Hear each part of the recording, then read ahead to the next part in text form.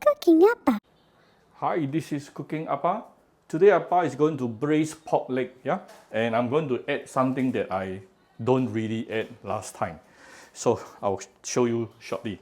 So here I have about 1.2 kg of pork leg. You can use front or rare, up to you. This one I'm using here is actually approximately half of a rare pork leg, which is fattier. So the main difference between the front and rare is the rare is fattier, yeah? So then you need to, most important thing, you need to blanch, yeah, blanch it correctly. And there are ways as to how you can do it. I will show you shortly after this, right? Then let's look at the ingredient, how to make the braise. The secret ingredient I'm using today is actually this. This is one piece of red fermented tofu. This will give you some umami flavor to your braised pork today. And then this is about 1 teaspoon of 13 spice powder. You can use 5 spice if you can't find 13 spice powder. For those who never seen the 13 spice powder before, this is how the packet actually looks like. You can get it online easily or any mix mini market. Okay, and then I have one piece of, this is very huge bay leaf. I got it from the herbal shop. The first time I got it so big. This is one piece of bay leaf, 2 to 3 pieces of star anise, 1 piece of cinnamon stick, few pieces of ginger, and also fresh coriander roots. And of course, you should actually add in some raw garlic and also shallot, which you're going to saute later. Today, Appa lazy, I'm going to make use of fried garlic and also fried shallot straight away. So blanching process is not difficult, but it's very, very important. So first, you prepare a pot of cold water. Yeah, cold water. It is not boiling. It's not hot yet. And then you can actually put in few pieces of ginger here. Give it a bit of Sautéing wine or any Chinese rice wine. Then, when the water is still cold, you want to put in the pork leg.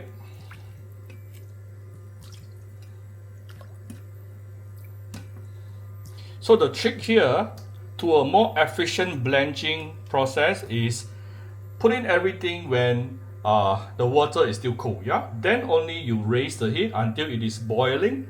Right after it is boiling, you let it boil for a couple of minutes, then it is done. So did you start seeing all the scums floating on top? These are the source of gaminess. This is why your meat, yeah, tastes gamey. So this blanching process, it is to remove all these scums and therefore remove the gaminess. So as you can see from here, a lot of scums has been released, yeah, into the boiling water. It has been boiling for the last about 3-4 minutes. Now I can actually slowly take out the big chunks, yeah, all the pork leg, and wash the pork leg thoroughly, and that's it. Our blanching process is complete. So first I'm going to saute all the fresh ingredient here, give it a little bit of oil and heat it up. Once it is heated up, we can actually put in the raw ginger and fresh coriander.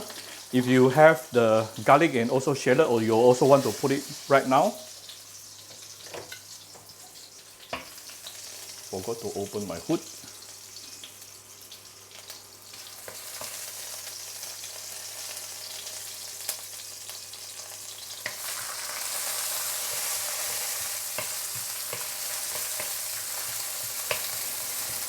Both ginger and also fresh coriander roots will also help to further remove the gaminess of any meat, yeah? Great for seafood also. Ginger and also fresh coriander roots. Don't throw away your fresh coriander roots. Very useful. Some people throw it away.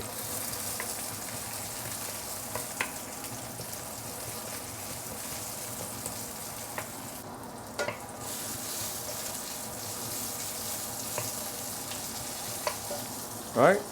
Then we will put in the dry herbs. And we shall tune down to a low heat right now. because I'm going to add in some of my fried garlic and also fried ginger. If it's too high heat, your fried garlic and fried ginger can get burned, yeah?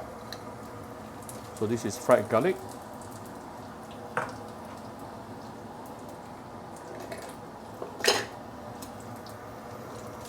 Then we have the fried ginger. Sorry, not fried ginger, fried shallot. All this is going to make your braised broth super flavorful.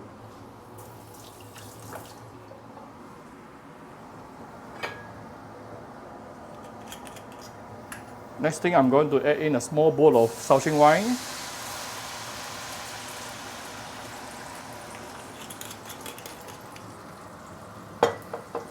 Follow with some hot water.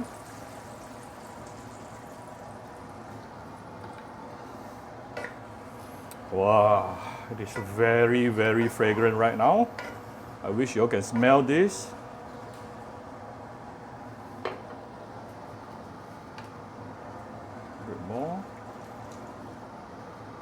All right, now we are going to start give it some seasoning. First of all, most important thing, premium light soy sauce, about maybe 3 tablespoons. Some dark soy sauce, this is for the color, about 1 to 2 tablespoons. The 13 spice powder, the tofu roux, yeah, the red fermented tofu. And red fermented tofu is already very salty, so I'll be careful with my salt, yeah. Go gentle with the salt. And you want to give it some 1 to 2 tablespoons of sugar. You do need some good amount of sugar for any braise.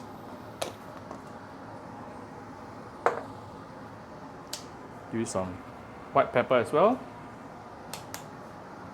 Still has some 13 spice powder just now. Don't waste. Let me clear my kitchen top. Now we can raise the heat. And you want to make sure everything is nicely dissolved and bring it to a boil. Then your braised broth is ready. See how simple it is to create a very nice braised broth. Now some people say they tried 1-2 times, it doesn't turn out very nice, but just let me tell you that braised, you need some experience to really gauge the flavor, yeah, the amount of, especially on the amount of light soy sauce and stuff to go in. So cook it few more times. Make your family your guinea pig. Are they going to scold up? So let's just bring this to a boil. Then your braised broth is ready to be used. Appa is going to use a pressure cooker for today. So first of all, you get ready the pot, your inner pot for the pressure cooker. We put in the pork leg.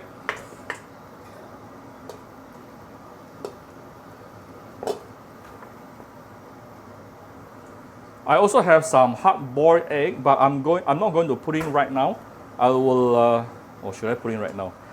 If you braise the hard-boiled egg together, the chances are some of your hard-boiled egg may actually break. So, do I want to put in? Yeah, today Appa lazy lah. Appa will put in the hard-boiled egg as well.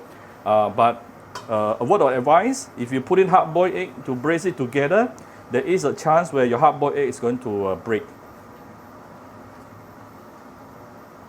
If you don't mind and you're lazy like Appa today, just go ahead lah. I'm going to add in the broth right now.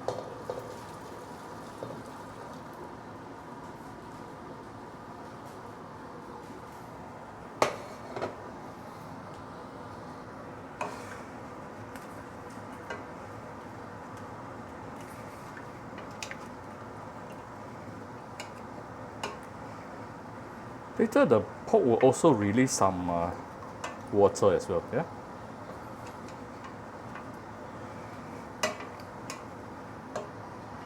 I'll probably add a little bit of water or Sautéing wine, maybe. A little bit of water. Don't make your braised broth too diluted. If it's too diluted, it won't taste good. Alright, so it looks like this. And I'm going to send this to the pressure cooker. Here's my pressure cooker. I'll put it in. Close the lid. I'm actually using high pressure to pressure cook for 30 minutes. If you're using normal pot, then you should actually slow cook it or simmer, allow it to simmer for at least 2.5 hours. It will come out about the same texture. Alright, so the pressure has been fully released. Now we can now open the cover.